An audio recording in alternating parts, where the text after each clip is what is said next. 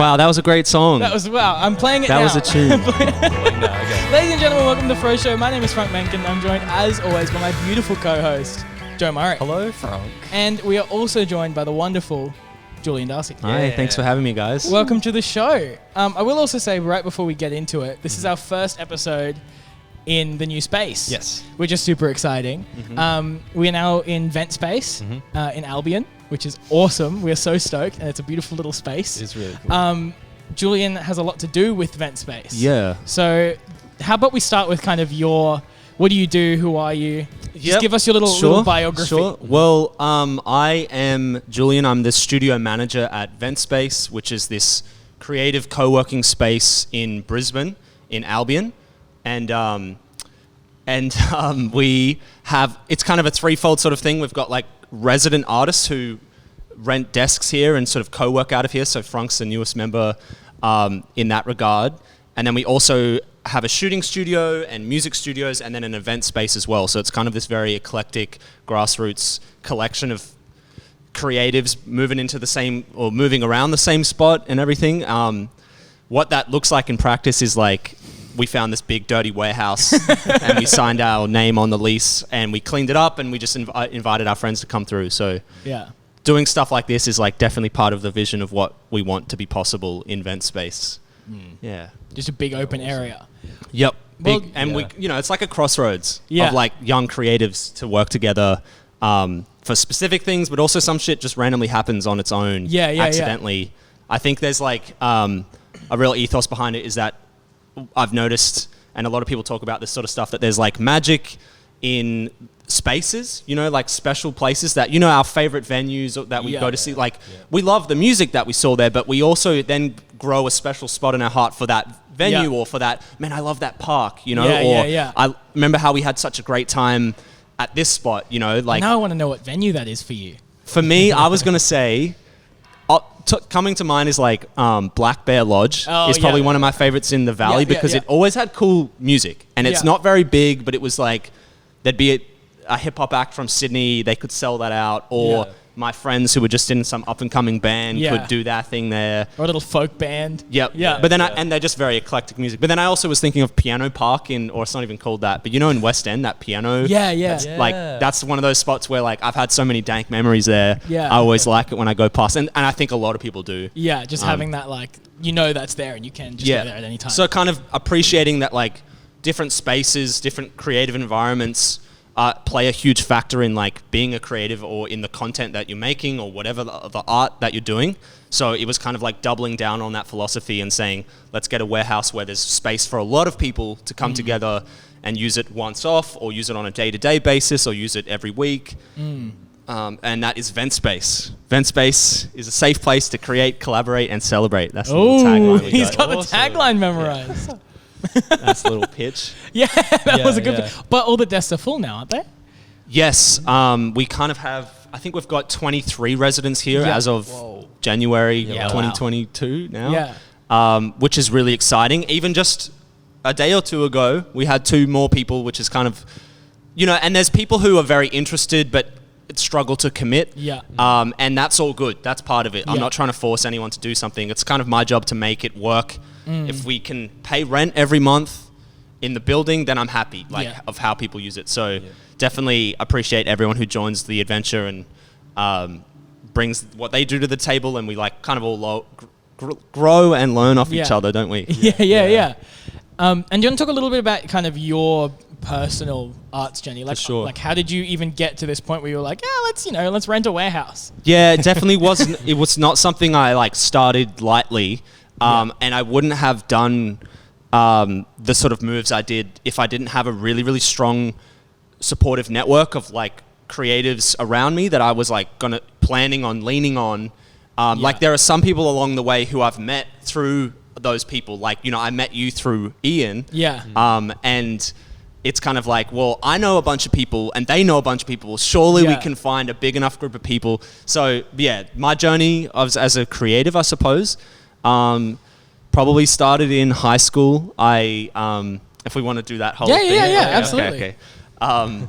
I think I was really lucky in high school because I was in grade 11 and I was like, I want to be a filmmaker. I want to go to film school. And I was like, I didn't have to change any of my classes to like head that way. I just needed a certain OP. Yeah. And I knew what I wanted to do after school, which was study film, and therefore be a filmmaker after that. So I went straight into film school at QUT after high school, and which is just a 3-year arts degree. Like it's kind of straightforward. But I was sort of taking the piss up, like for most of it, you know, like becoming an adult for the first time, could go to bars and meet people. And I don't need to study, I'm going to go drink. But then about halfway through, so a year and a half in, I was like, you know what, I should take this more seriously. I should put my hand up for every project. I should try hard at the, even though like when you try hard at the degree, it didn't feel like that much work. There's always the lame assignments, but then there's like fun projects as well. And I had issues with some of the stuff that we were doing at QUT Film. Like what? Most of the teachers sucked. They were like dinosaurs. They were like, they weren't awful people or anything like that, but they were very out of date, it felt like, and there was one or two that really were great. You know, like the sound teacher, Tifa, which she's still there and lots of people know her. She's just like one of those people who actually does this for a living and then is teaching sound and is very engaging and very supportive. And I'm more of an editor, filmmaker, and the editing teacher would like have these 3-hour lectures of like basically 20 minutes of content that she's just being like, so back in the 80s I did this. It's like, have you ever heard of a J cut? Yes, it was like, okay, this is great, but like really could have flicked to the next slide by now or whatever. And obviously with this kind of stuff, with creative stuff, you just got to do it. You just got to do the 10,000 hours. But I was going to say, as I had some issues with the degree, but I definitely wouldn't be where I am now if I hadn't have done that. And I still work with people that I met at uni all the time, and it was the right path for me because I was a very academic kind of kid at school, and I was like ready to do that. You were prepared for that commitment straight out of school. And then uni finishes, and at uni I didn't do my own like grad film. So usually when you study film, it's like you build up to your sort of final year of there's 8 films being made by the whole cohort, and you know that means there's only 8 directors and 8 writers and 8 producers, and so there's a crop of kids and adults who have like their babies, their little baby projects that they're trying so hard at. But I definitely knew from the outset, from advice I'd had outside, was like at uni, you know, you're sort of forced to work with people who really care and also people who don't care. They're just there because their parents sent them to, you know, film school or something. It was strange. So no project is ever going to be fully formed, I think, in that environment, but you need to make your mistakes somewhere, and you need to, you know, you get good opportunities and good equipment to work with there. So as soon as uni finished, I didn't make any of my babies. I just helped out all my friends with their great projects, and then it was my turn to like make my own thing, which is basically a music video. Like straight after, in the holidays after the uni break, after we graduated, made my first music video, trying to approach it in the same way we would made the grad films at uni. And I had a great time. Me and my friends really loved it. And I just made another music video after that and started doing some corporate work. But I kind of have always been making music videos since uni, which was like meeting musicians and being like, I could do this for you. And then some of them working out. And that's kind of become, as a filmmaker, that's sort of my calling card, is like a few nice music videos for really nice musicians around town. I'm not like the be-all end-all best person to do it sometimes, but I've done well on some projects, and I've always tried to make videos, even if they're limited by the budget or the scope, I've tried to make sure that they make sense in a few years' time looking back, that they're kind of a bit future-proof, even if it's like dank. It's not, maybe it's not cinematic, but it's like it's a meme or some shit that makes sense in the future. Maybe that's a bit pretentious to aim for, but I do appreciate some of my old clips. I really enjoy collaborating with people like that. Do you have anything that you made like in that time or since then that you don't want anyone to see, or that you're kind of like, man, that really sucked? No, I don't know. I think I'm lucky with that. I think there's plenty of projects that are like maybe not the best, but I'm happy for people to see them. They all are just a step in the journey of what's going on. So you don't have like one thing where you're like, if anyone sees this short film, I'm going to throw myself There's definitely off the corporate story bridge. videos that are like shit, but I wouldn't feel embarrassed about it because I'm like, no, that paid me exactly this much. Like, so that's why it looks like exactly that. That bought me this camera. Yes. Do you feel like they weren't any good because of like the brief or the job, or was it? Well, corporate-y stuff, it's more like time and money stops it, and or the client just Karen's on for 3 months straight. Probably the biggest disappointing stuff I've done as a filmmaker is making a great project that then doesn't come out. Because on some things, if someone else is paying for it, it's their product. We're delivering content to them. It's not really in my control to actually press upload on YouTube. And then so there's been some projects where I've like learnt the hard way on like workflows and stuff like that, or some projects where out of our control, out of the client's control, like things have happened that have resulted in the big project not coming out, which is a shame. Because then there was some stuff where I was like, I'm going to try really hard. This is going to be my flagship thing for the year.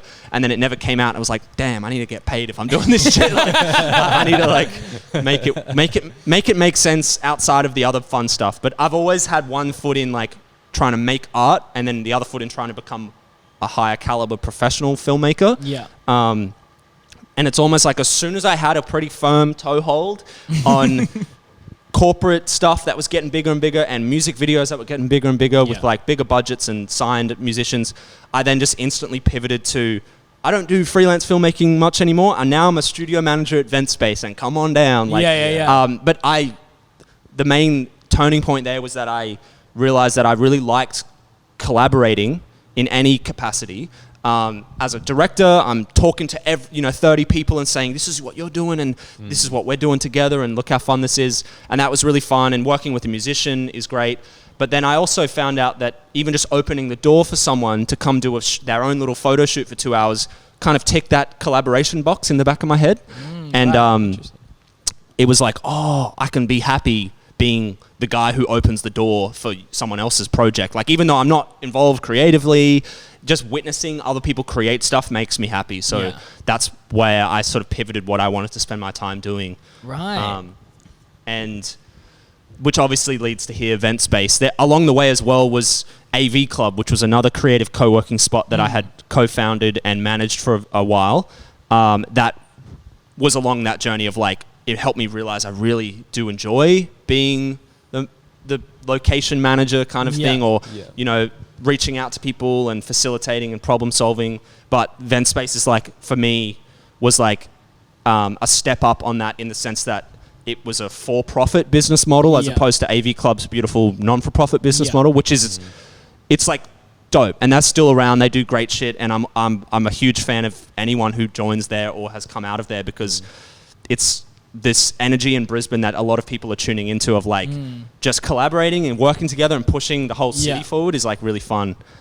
So I'm glad that there's lots of institutions in town that are like doing that.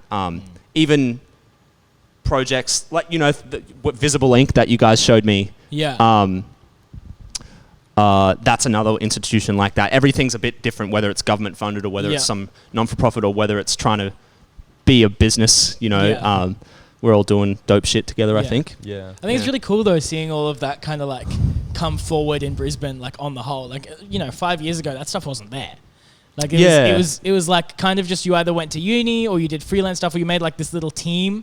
But now it's like, like you said, you got the event space, you got AV Club going, you've got stuff like Viz Inc, and there's like a couple more kind of. There's like Extraordinaire, and there's like. So like you've got all these like collaborative spaces now. It's really cool. Well, I wonder like, when people say that, like, oh, Brisbane's done this and this has changed, I always wasn't sure how I felt about that, because from my mind it was like, well, I only turned 18 when in the same time period I just didn't know shit. I only know the people I know. I always find that I meet people who live in the same city as me who do dope shit that I had no idea existed. As much as it's like a big country town, I still think Brisbane's big enough that there's people doing shit that you do that you just haven't met yet. And so you're right, you're probably right, but I also don't know if there were other creative co-working spots I know that there's been things around that come and go. But I kind of just put the blinders on and just focus on what makes me happy, makes my friends happy around me, and like maybe later it'll make sense in some bigger picture shit, or someone else from the outside could probably tell me how it's working. But I'm happy to just focus on my team and the people that I meet through Ventspace. Yeah.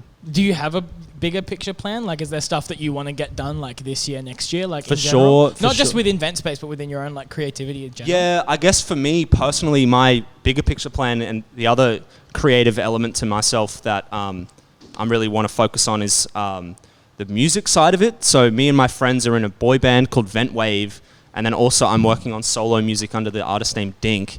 And this year I want to release my first solo EP, and I want to play some more shows with the boy band, and I basically want to do stadium world tours of stadiums around the world with my band. How do I do that? That's probably 20 years away if I tried really hard. Maybe the best way to do that is to create the coolest music studio that's in a cool warehouse with other people doing cool shit around it. So it's a bit like self-centered, or like my motivation is like myself, but I've always found that if I'm focusing and making me happy and helping me along my path, it inherently is going to line up with so many other people's visions for themselves. Yeah. And like I said, I like collaborating, so I'm bouncing off other people and building off each other. But yeah, I definitely want to make better music and collaborate with more people. But then Ventspace itself, what do I see for the future for there? I think at the moment I've realized I really want to make sure that we stay open, that we stay like a healthy business model, that we can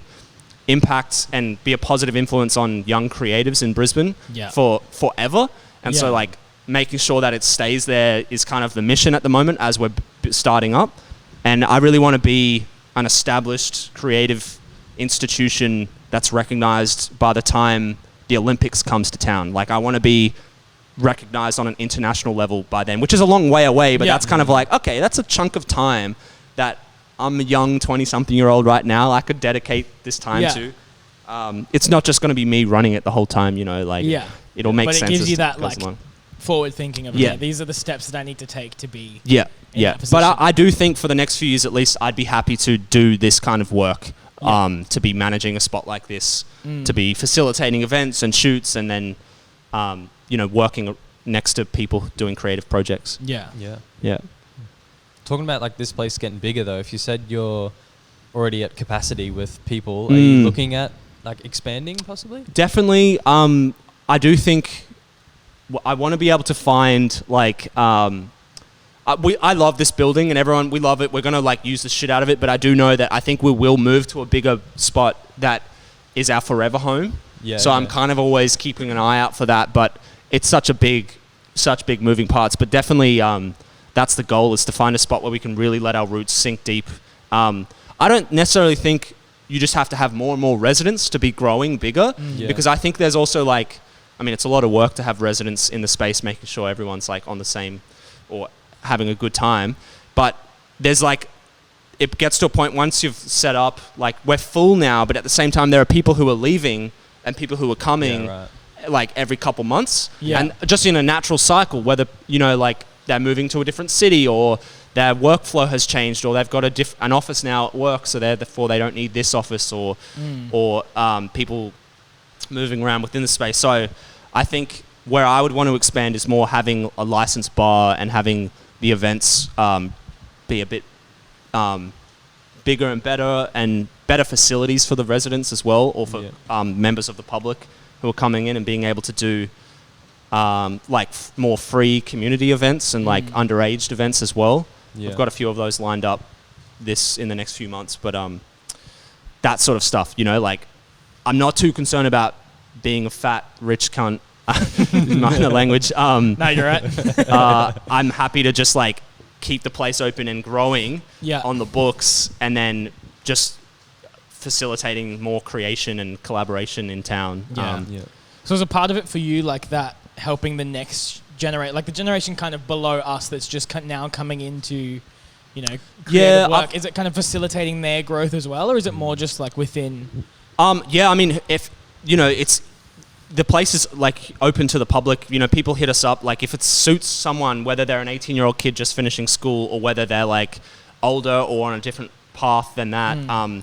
I don't really mind who is using our facilities. I think it does. I've made it as cheap as possible and as artist friendly as possible, and I'm always happy to break down how shit works here so that it makes sense. And I think we inherently do cater towards young creatives, and we're a great way for a young creative to transition from like being an artist to being like a professional creative. Yeah. Not that we just solve all the problems for you, but moving into like a productive creative environment where you can get your shit done and then go home and have a separate environment for that, I think is really vital for a lot of professional creatives. Yeah. People who want to start doing it full time or freelancing full time, it's really tough. Yeah. And it's hard to know how to do it.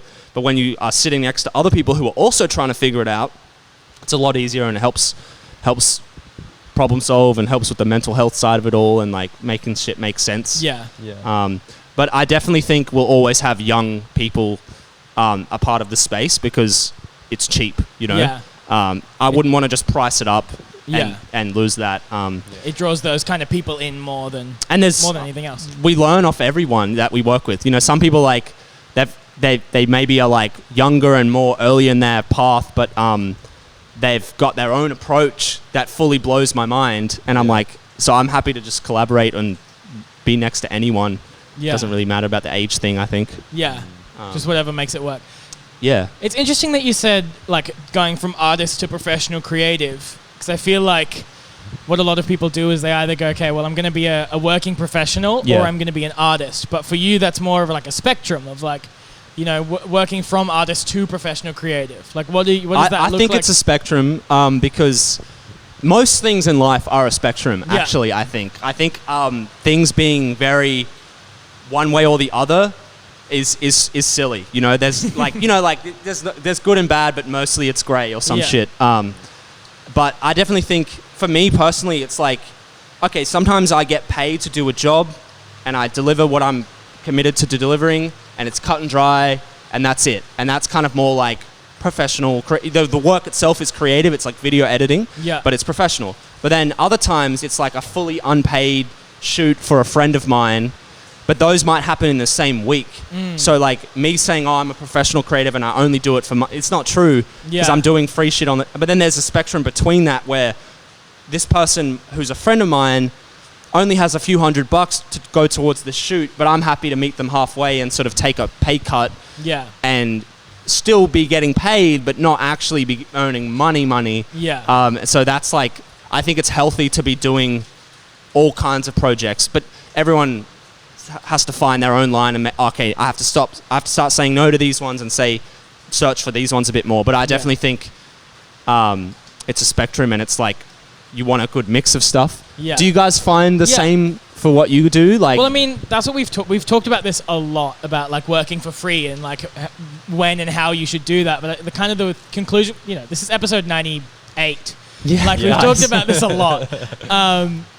And I think there's a difference between working for free and doing free work, because I think you can do free work and not get paid, and it gives you no benefit in your career. Like that's the whole, you know, you'll get paid an exposure thing, but you can work for free in the sense that you can do a project that you're psyched about and that you like will put in a reel, or that you'll, you know, put on your resume or something like that. Like if it benefits you, then there's a path. But I think for the most part, I find it a lot easier to just say no to free work.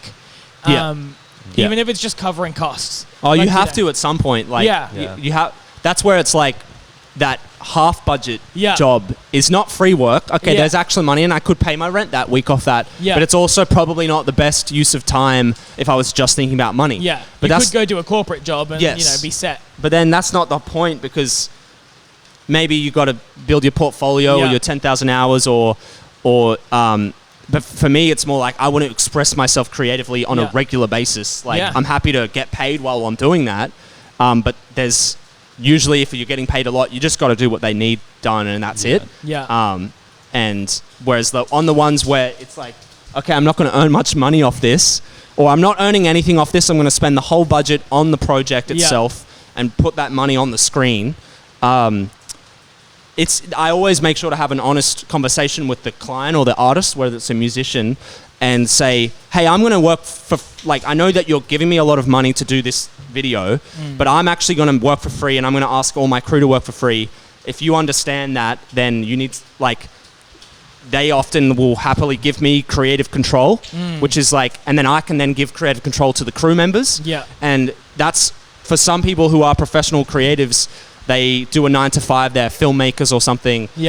getting a job that is not money, but it gives them full creative control is way more valuable because they're not worried about bills or whatever. Yeah. They're worried about, oh man, I haven't done a fun project in a long time. And then I kind of sniff them out, or I reach out to them and say, what are you doing this weekend? Do you want to be a weekend warrior on this music video? And I always, each conversation is always like, what do you want? I'm trying to do a music video on the cheap. You're trying to experiment with this specific light. How about we hire that light? I don't pay you for the day, but we do something that you want to do. And the song is a banger. That's kind of always the crux. Is that if you've got a good song, then it's not too hard to convince people to. And then a good concept. I think that's always been one of my strong points for music videos. It's like coming up with solid concepts, being the most excited person in the room, and convincing everyone you're going to have a good time doing this. Yeah. What I don't want to do is work with people and it's asking too much for them, or they're not happy to take a pay cut or something like that. Yeah.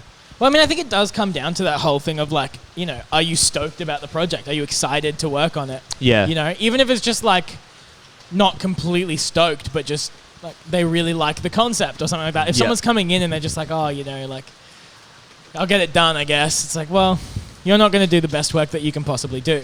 Yeah, and I'm often in the other position as well, where friends are asking me if I can help them. And what I like about doing roles like that for other people's projects is like learning a new workflow. Like every shoot is a different workflow, and for me, I always purposely try to create a new not a brand new workflow, but like something new about it. Whether it's like, oh, we didn't do too much energy in the storyboarding, we just did it like this, or we freestyled this, or instead we spent 5 days just figuring out the schedule or something like that. And then later you realize, oh, that's too much work. And finding a new workflow is always fun. And like being on set with someone new and watching how they work is like almost worth money, or it's worth, experience, not exposure, but experience. Yeah. But definitely for people in the same position, it's always important to pick those battles right. Like which ones are you helping a friend with? And then it gets easier and easier. You'd find more people to work with. Like you just don't want to work with people who stuff you around, but there's plenty of people out there who won't stuff you around, so I wouldn't be too worried about it. You were saying that this is episode number 98. This is 98, yeah. And that you've had those kind of conversations a lot before about the transition between, or being a professional creative. Yeah. Do you think your perspective has changed a lot since episode 1 or whenever you first chatted about it? Absolutely. Do you want to talk about that a bit? Oh man, I'd probably talk from experience, like recent experience. I've just moved into a part-time job that's very regular, and it's a creative position in radio. Yep. And so I now see that spectrum a whole lot clearer of like going from professional to doing more freelance stuff, and trying to sit a little more like further off the professional side. Yep. And so then I can still do stuff like this in my spare time. So I guess that's what it's looked like for me coming from episode 1, where it was, everything, I wanted everything to be freelance and everything what I want to do, Does it kill a bit of the creative? You're like, oh man, I have a creative role at a radio station, but then when you've got a boss and you have to do only this many hours a week on it or something, does it kill a bit of that joy that you have, or are you finding a balance? Yeah, a little bit, especially when like you can realize that, I'm not getting the as exciting stuff as I can be getting. Yeah. Or, you can see my boss doing something that's really exciting and I'm really interested in, and then it's just like, here, do this. Yeah. So that's probably it. And then, the whole like, I have to then put my project past them and be like, is this okay to go on the radio? And then that often will get knocked back. So I guess it's almost like working as a freelancer constantly for one client. Yep. Which is really interesting. Yeah. It's a really weird space. Yeah, because at a certain point you might just have to cater your pitches to what they want. But they're in that position for a reason, and while you're spending time there or while you're at this role, like you've got to make the most of it. Whether that's just maybe sitting back and like learning off the others or something. Yeah. But I'm sure you'll get your shot. Yeah, I'm kind of like in the opposite position because I've been part-time as a marketing manager for like 2.5 years now. So that's a lot of video work. That's a lot of design work. And I'm like, as of like probably since mid last year, I've been like, all right, I'm done now. Like, I'm ready to go into more like my own projects and things like that. Yep. But yeah, no, it does, like, to a certain extent, it like kills your creativity, but it also frees your time outside of it to do stuff that you actually really want to do, because you don't have to be like, do I want to eat this week, or do I want to, do I want to do something cool? Yeah. So I think it's also a bit of a luxury. What we're talking about is like working these jobs that are already quite creative, and then we're like, we're a bit but also now. I want to do like, it's I think it's good to find those roles to do and then help along that journey. And then some people figure out, fuck, the freelance shit's too hectic, or it doesn't really serve what I am actually wanting to do, and they work much better having a boss passing them projects every time. Yeah. Obviously, that's, I don't think there's something kind of romantic about being freelance and your own boss and stuff like that. Yeah. But it's not for everyone, for sure. And even for me, I'm not trying to like do solo dolo projects all the time. Like for me, it's more like I might tee something up, but then make sure that I bring a team on board who some of those people are my bosses for that shoot. I just want to delegate fully and be like, you tell me what to do for this part of it, Often it's really good on a project to have, different people, different experiences who like know that they can say what's what. Yeah. No, but you're totally right. We do have that luxury of like being able to be like, I actually do kind of want to do something else. But I don't know. I feel like it's that kind of thought process of, am I creating something that makes me happy? Am I creating something for me, or am I creating something for someone else? Yeah. And I think that's the issue that a lot of creative people end up having, because they feel like they've lost their spark or their excitement about their creative thing, but the reality is that they've lost their initial love for it because they've just started doing what someone else is asking of them constantly. Yeah.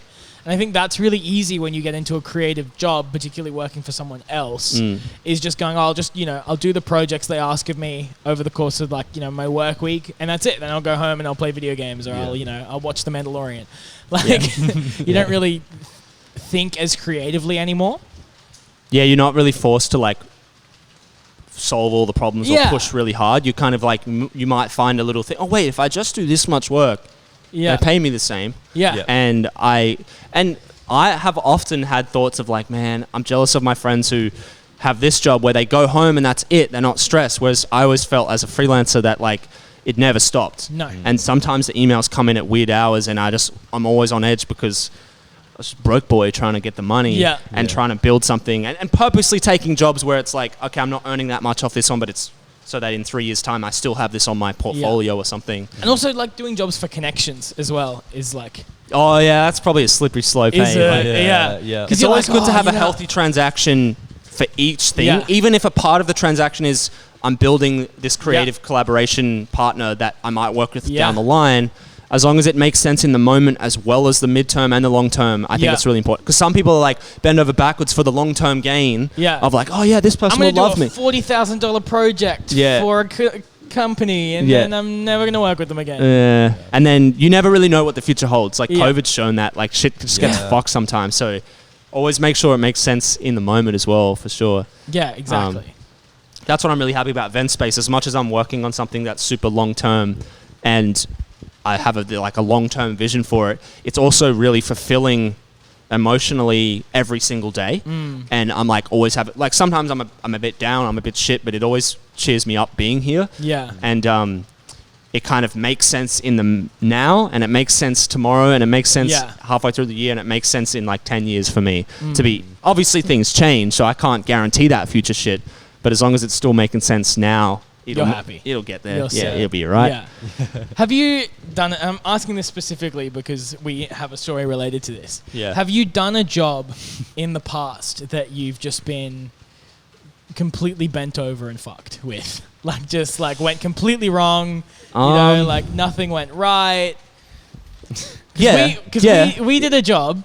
Well, yeah, you tell me about yours and I'll see if I can relate. We did a job and it was for, I'm going to leave as many details out as possible while still retaining the story. But it was for a construction item company. Okay. Yeah. And the job was to do product photos for all of their stuff. So initially we talked to them and they said, okay, we have this new line of products and we want photos of this new line of products. We went, all right, yep, sure, sounds good. So we quoted them like $1,500. It was like 2 hours of shooting, maybe 2 or 3 hours of editing, and then we're done.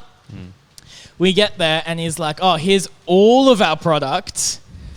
And this is like our first 2 weeks, you know, working together. Yeah. So we were like, yeah, $1,500. All of the products, we were like, all right, well, I guess we'll shoot all of the products then. Yeah. Did all of it, shot all the products, didn't change the quote, didn't get them to pay anymore. Which would have been way more hours. It was like a probably double. Yeah. Well, actually, the original quote of products was like 6 or 7 or 7 or 8, and we ended up doing like 15. Yeah. So it should have been doubled. But yeah. And then we edited all of the photos. We submitted them. I get a call from the boss person. They were like, oh, can you re-edit all of the photos for a second round and make them all a different color? Because we have a new range of products coming as well. And I was like, okay, sure. Did that. Didn't update the quote. Didn't change anything. Whoopsie. And we were like, we submitted all of that. And we were like, okay, cool. Pay us now. And that was, probably a year and a half ago? Yeah, just about. Don't tell me. And we never got paid. You never got paid at all. We never got even paid. The original quote. We didn't sign a contract. Oh, yeah. And we only had phone calls. We had no emails. So we had no way of proving that we'd actually agreed to anything. That's shit. Yeah. That's shit. There's a few things you could have done. Yeah, now we know. Like, obviously now you know, yeah. That was our big Don't lesson. never be afraid of sending shit with watermarks on it. No, absolutely and, not. And something that someone once told me, kind of related to that situation, and, you know, you don't want to get fucked over like that. You know, you get burnt once or twice. At least that's not a massive burn. Like, you're like, all right. It could have been so much worse. And now you know that, like I'm it was gonna probably make like sure. 3 or 4 days work all up. Like, it could have been like a 2-week job. Yeah. Sometimes this is hard to like fully appreciate, but there's actually nothing wrong with being paid in full before you do the work. Yeah. That's actually how it works in the real world of bigger businesses. Like, I'm paying you $2 million for you to ship this thing to me. Like, you know that it's going to happen because you get sued if you don't. Yeah, you know, like there's nothing wrong. Yeah. Because if you know you're going to deliver the work, you're going to be on time, you're going to do this. There's nothing wrong with saying I need to be paid in full beforehand. Yeah. It's often a bit easier to be like,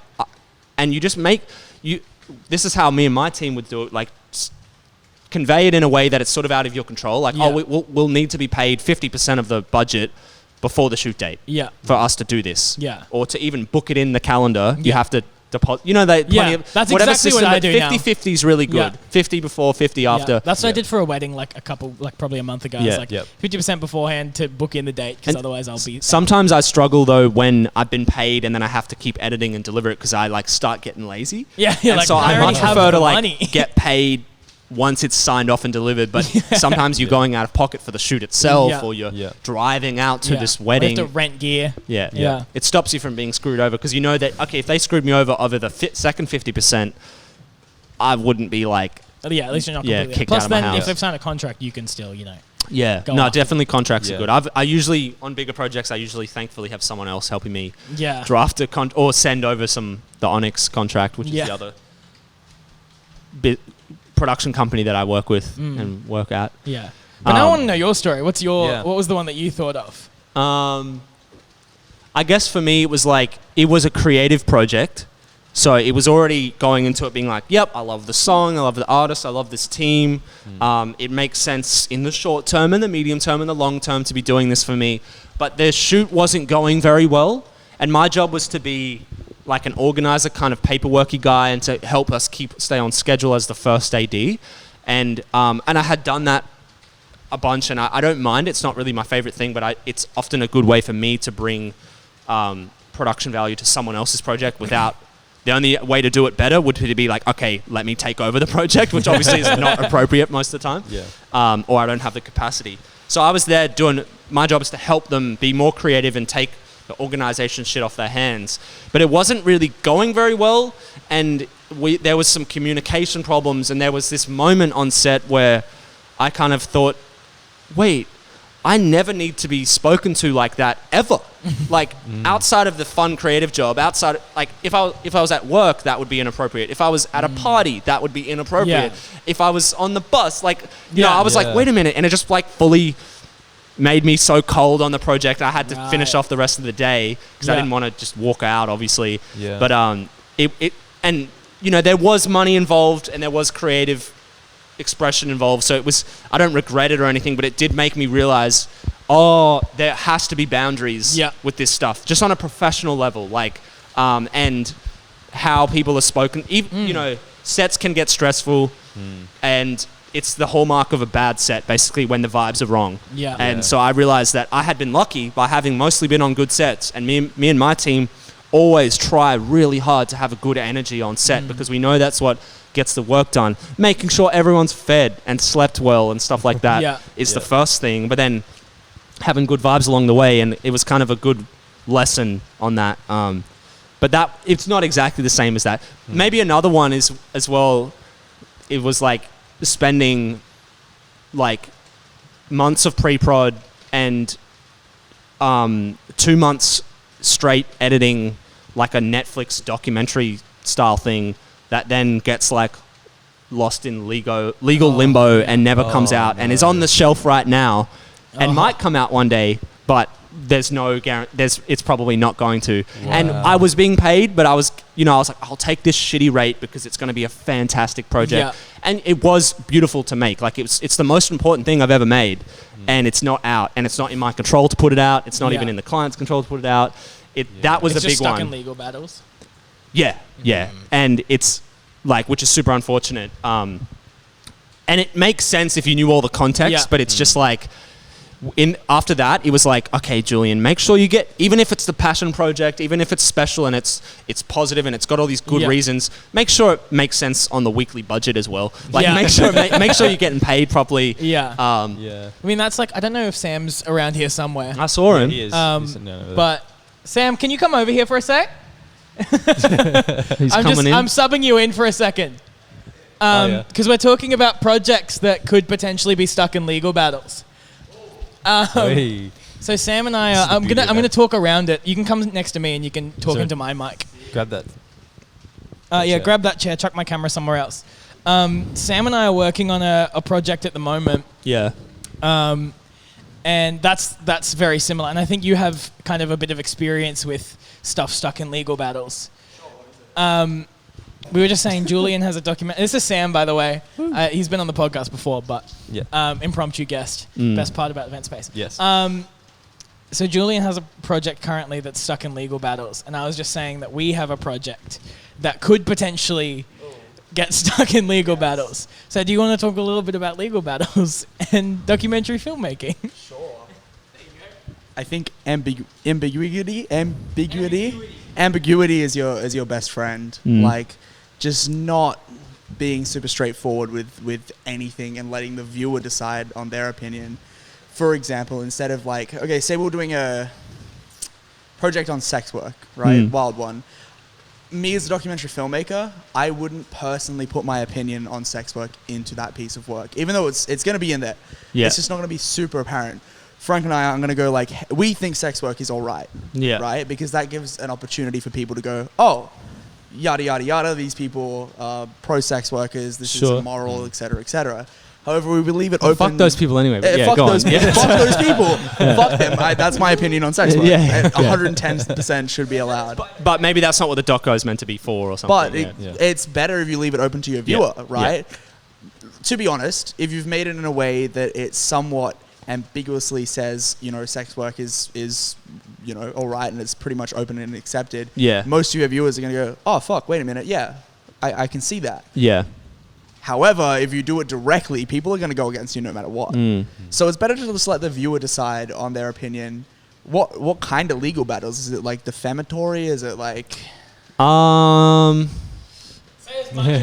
you can... I probably have said the limit of what I can say about it. I didn't hear it.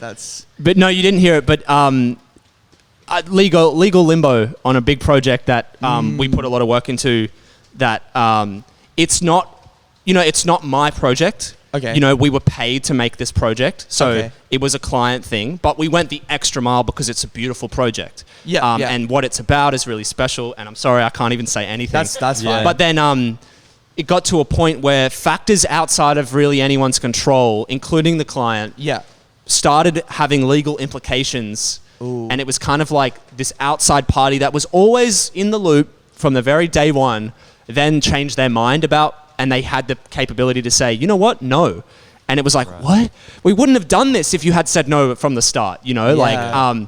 But it wasn't, they didn't just change their mind for no reason. There was a reason as well. Not anything to do with us, but like just like almost like geopolitical bullshit happening. Oh, right. And it's like, shit happens, you know, like that's the same reason like, you know, business deals fall through because, oh, whoops, the price of oil just changed, or, you know, like it's not about that, but you know, it's like something as vague as that where it's like, damn. But for me personally, it was like my favorite film that I had ever made is now on the ice, you know. That's a hard one because it's one of those situations where if it's like completely out of your control and then like party A, party B, and party C are doing well in the beginning and then party C all of a sudden is like, you know, fuck you. You really only have one option there, and it's say fuck it and release it. And then try and fight and say, no, look, we have enough evidence to support the party C. Party B was like going to do that. They were like, we're going to take them a legal shit fight. Let's fucking go. Because they'd spent a lot of money on this thing, and it's a beautiful thing. Yeah. But then that was kind of almost like maybe that could happen. Maybe we're not going to do that because we're not have the legal fees for that shit. Yeah, no. But you know, the person who owned the doco was maybe going to do that. But then within that business, the people changed positions and the CEO changed, and it's like now there's almost no hope. And you know, like sometimes if it was last year's budget deficit, it's not that problem anymore. Yeah. At the time, it was very important because they'd spent money on it. But I hope one day it comes out because you know, maybe time goes on and things become irrelevant. I think it'll still be a powerful documentary when it does eventually come out. And then I'll come back on and be like, episode 480, it finally came out. It's out. No, but that's interesting insight into your version of it. There's always going to be like some kind of like legal limbo with big projects, and I think that it's important. Even with the feature film, I'll talk openly on this a little bit. Even the feature film that I was doing, we had like the two leads walk, and it's one of those things where they signed a contract saying that they were in. I could have taken the legal route of like enforcing them and making them stay, right? However, that's not going to make a good film. It's just not going to be a good film. So my best option was to recast. And I think that's filmmaking at its finest is being able to pivot and you know, for sure, kind of remake things if you need to. Documentaries are always going to be hard because it's real world. So it's rough. But when you get the money, get a lawyer. that's exactly. And I think also like put shit out as soon as it's done. That's it. Like, don't so let it sit. Once it's out, you know, once it's out on your CV or whatever, like, you know, then it's fine. There we go. Thank you. Yes. Thank you for your insight, Sam. Thanks. Appreciate you. Thanks, Sam. Sam is actually technically the newest resident at Ventspace now. As of part of you did or you didn't? He needs to. As of like halfway through January, we got a new desk, but we'll sort you out with your desk spot soon. Yeah, we can talk about it today even. Are you trying to set up my vlog camera? You're a good man. I appreciate you. No, it's a terrible tripod. Anyway, we're gonna keep going, but you do your thing back there. I think that's always really hard with legal stuff, but. You know what? Just do it. Just release it. No, I still had a good time, and it's like I learnt a lot off that sticky end of it, being like, and I don't think I'll be in that situation again. But I wasn't too butthurt about it. I was just broke. It's just one of those man that sucks kind of things. It was. I was pretty butthurt actually, but of the whole group, I was like, you know, as an editor, you're the most entwined with the documentary. Yeah. I'm not in charge of it. I'm not making the final calls, but I like had to listen to every single interview and cut it together into something that told the story well, which meant cutting out a lot of juicier stuff. And it was like, you know, a lot of people put shit into it and then it eventually goes nowhere. But, you know, now it's kind of like I'd rather make projects that I'm the owner of the project. Because then you have full control. Or have the ear of that person, and that way, you know, some things, one time I did a music video for an artist, and I kind of took my sweet time with the edit, and it wasn't like a paid thing, it was sort of just a fun thing. And when I finally finished it, like a few months after we'd shot it, they were like, oh, this has nothing to do with the video, we love the video, but I don't want to put out this song anymore.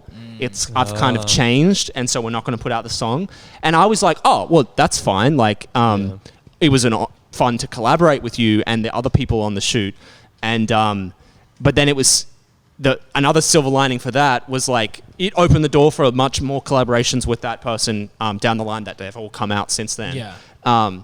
But now I have this unreleased video of this artist who has grown a lot since then that I like sometimes screen in person to people who are interested. And it's like, you know, it's still his video, but like, you know, I'm happy to show projects I've edited on my phone to someone without sending them a link or something like that. But that's always fun where it's like, oh, I got the secret video. Like in 10 years time, that's some shit from the vault. Like imagine if like there's like this unreleased Nirvana music video. Or like, for example, Kanye West has like finished music videos that aren't out. I mean, all the big musicians have like finished albums that aren't out. Or shit like that. Like my favorite musician, Kendrick Lamar, apparently is sitting on 6 finished albums since Damn that aren't going to see the light of day because he just makes albums and then decides later if he wants to put them out, apparently. That's rough. That's real rough. Yeah.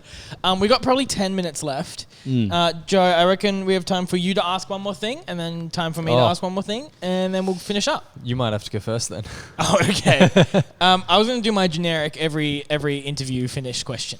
Yeah, do that. Yeah. All right. Yeah. So I asked this to every guest that we've had, regardless of their field. Okay. What is your advice or some sort of metaphor or anything that you would like to say to someone who is trying to become a filmmaker, is thinking about becoming a filmmaker, or anything along those lines? You know, like you in grade 11 when you were like, I'm going to be a filmmaker. What would you say to them? I would say, follow your gut with your instinct on stuff. Like there's going to be so many people who have their instinct that they're following, but like you're not really going to be happy unless you every now and then follow your own instinct. That's probably the most defining thing I've learnt to do for myself as a creative, is very slowly learn to trust my gut. I don't know if I've just got some good shit going on in the back of my brain, but it's not even like I have better ideas than the next person. It's just that I just committed to my ideas harder than the next person maybe, which is kind of scary to do because it's easy to be anxious about what you're working on. It's easy to be overthinking shit or to listen to someone else because they've got more experience. But like at some point, at every now and then, you're going to have to just like, you know what, I'm going to 100% this idea I have, no one else agrees with, and then see how it goes. If it fucks up, then it's probably better that you did that, learnt from that. Otherwise, you're just kind of going off. You never know if you've got it in you unless you like commit to your own instincts all the way. I think as a musician, it's easy to do that, and as a filmmaker, maybe you're always collaborating, so you always have to meet in the middle. But when you're do you think that you always have to collaborate as a filmmaker? Oh, maybe not. I just found that interesting. No, that's me just projecting, honestly, because you're right. You can have a vlogging camera and film yourself and upload it yourself, whereas I've done projects where I'm the only one with the camera and have edited it all myself, but even that was collaborating with whoever was in the front of the camera. I felt like. So I think maybe I should say like in the film industry or how you make films lends itself to, like nowadays it's possible to do it on your own, but it used to be you had to have 80 people and then it used to be like 50 people could do it. And so I think it comes from a history of collaboration and it's kind of like, I'm not saying it's a bad thing. I think it's the best thing. It's why I love it. Is that you're like, this shit's always bigger than the sum of everything. You know, like. But it's interesting because I would call myself, like I collaborate with Joe and Sam now, but I would always call myself more of a solo filmmaker than anything else. Like an auteur. Like, I wouldn't quite say I'm wearing berets just yet, but like on the whole, I definitely have made way more films or like little movies or short stuff. Even the shorter, like the TikTok stuff. You know, like is that where it's like you've come up with an idea, you've shot it, you've executed it's not pretty, but that's not the point. You know, and not every project is like that. Then would you have collaborated with the person who made that sound then? Oh, that's a good point. That is a really good point. I guess you're right. You collaborated with Canon, who made the camera. I guess it is. But even then, even with the vlogs, I'm using other people's music. So I guess I am always collaborating to a certain extent. You are right. All right. No, I concede. Do you have anything you want to finish on? The question I thought you were going to ask, is there anything in this episode that we haven't spoken about that you might want to talk about, or you were coming to expecting to talk about, or no, I mean I came in pretty loosey goosey, knowing that you guys are pretty loosey are happy to chat about whatever. I guess what I wanted to talk about maybe a little bit was like Like, or just the other ingredient to the things I've discussed about myself that you've asked me about, like as a filmmaker and as a studio manager, is definitely like the musician side that I'm trying to lean into a bit more. Do it. Or You've got like 6 to 8 minutes. I found out that I had a great time like doing big music videos and collaborating with heaps of people. And, you know, when people say, oh, I saw your video, it was really good, it kind of makes me happy a little bit. Yeah. But then I also found out that if I sat down with a guitar for 5 minutes, I could feel a very similar feeling to that. And I was like, wait a minute, I need to be doing this because I can feel happy. Again, a lot of these things I've been saying is like, I really am trying to, as I grow older, find the mechanisms and devices that make me happy.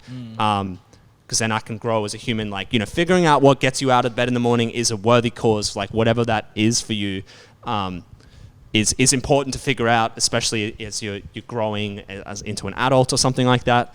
And I kind of have found out sort of recently since COVID started, like that even just playing alone with the guitar, like really shitty singing, like makes me happy. And then doing it in a band setting with the boy band is really happy too. So like, I know that people should expect to see more music coming from my direction instead of like just movies and films and stuff like that. That's where I'm spending. I'm studio manager here and then spending a couple days a week making music that's slowly going to be coming out this year. So I'm super excited for you guys to come along to the next show. I'm very So excited. maybe we'll do some post-show interviews, some Nardwuar shit. Hey, that'd be Well, sick. I'm going to finish with this because we have, I'm doing this here because, you know, you're the manager.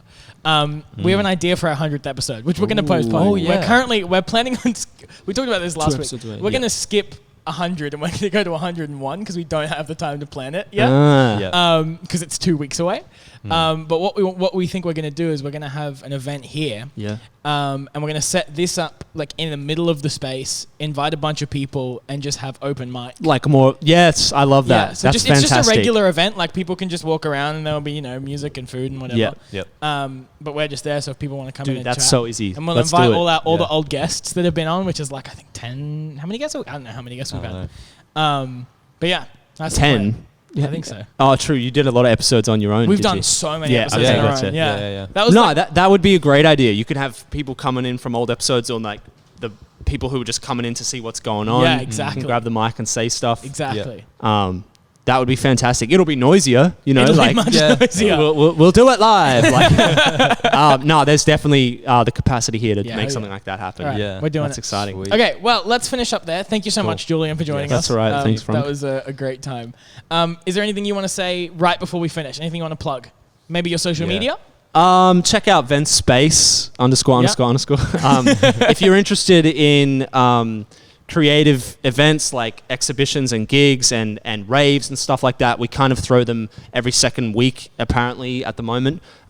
Keep an eye on the Instagram is the best way to see what's going on. If you want to be a resident or if you want to do a shoot here, definitely reach out in the DMs. I'll get back to you. Or there's a website on there as well. Perfect. Awesome. That's Well, we have it. a little tradition every time we finish up. At the end of every episode, we say bye, bye, bye. But when we have a guest, we go bye, bye, bye. So that's what we're going to do. We're going to go bye, bye, bye. I'm going to give you this. You're not going to be able to hear it, so it won't make sense to you. But that button right there, that's that one. That's our outro song. Okay. So we're going to go bye, bye. And then when you say bye, you can hit the button. Okay, I'm ready. And then that's it. Then we're ready. done. Okay. All right. You ready? I'm gonna do it pretty quickly. I'm going to do the closer, and then it'll happen. So be prepared. All right? Thank you so much for listening to or watching this episode of The Froe Show. We hope you've had a fantastic day, and we've gotten you to wherever you're going safely. That was episode 98, and we will see you next week. Bye. Bye. Bye. Beautiful. You won't be able to hear it, remember, but it's there. I promise. Yeah, just do your impression of what you think it sounds. Awesome. Thank you, Julian. Pretty nifty.